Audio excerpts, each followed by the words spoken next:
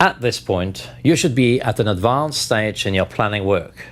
You have chosen the business model, described risks in the project, and identified your most important objectives. Now you can plan what everyone in the organization must do to achieve these objectives together.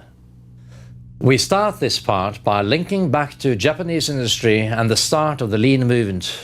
The term lean was first used by John Krafcik in an article from 1988 called Triumph of the Lean Production System. He used the term to refer to a production methodology that focuses on eliminating waste and improving the customer's experience rather than reducing the production cost.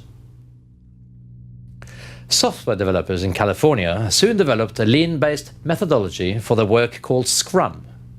In this method, small self-managed teams work through intense 1 to 4 week iterations called sprints.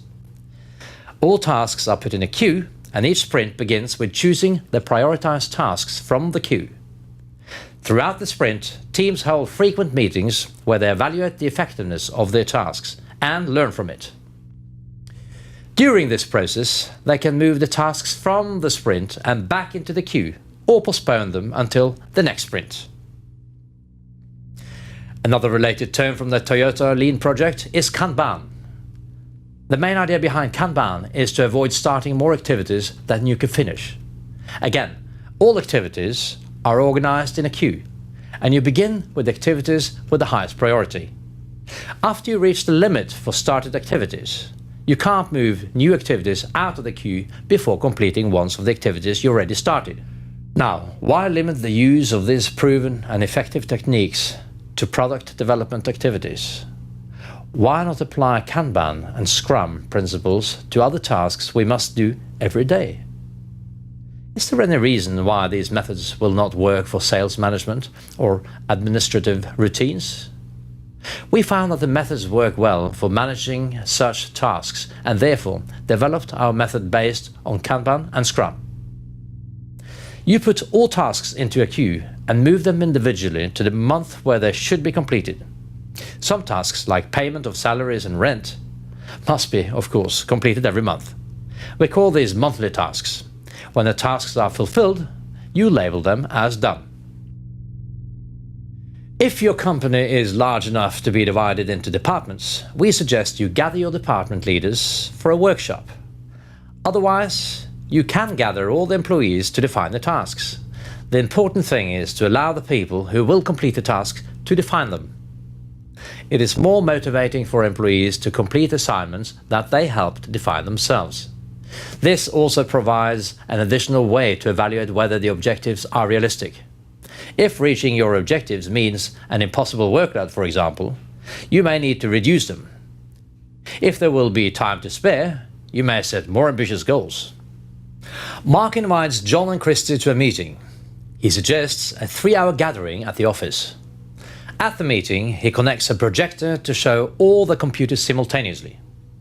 John makes sure all the important tasks are defined, in the right order, and that 2 people aren't assigned to the same task. Sometimes it is unclear who is best suited to perform the tasks, but after some friendly bantering, all the pieces fall into place. We come in as they are assigning the necessary tasks to the objective of hiring a new salesman. Mark assigns the task of putting a contract in place.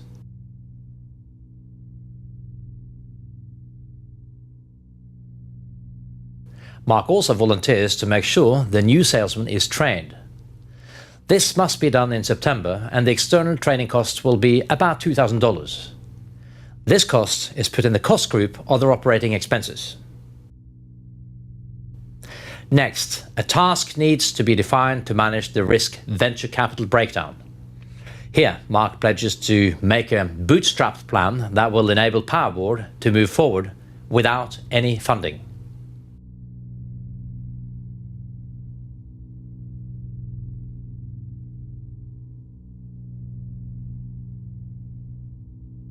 Mark moves the contract new salesman task over to the September column. Then John states that he has already finished making the test query interview text. Mark moved his task over to done and sets the actual cost to $2,000. After the list of necessary tasks are finished, Mark must coordinate the list. He makes sure that two people do not perform the same activity and that no important tasks are left out.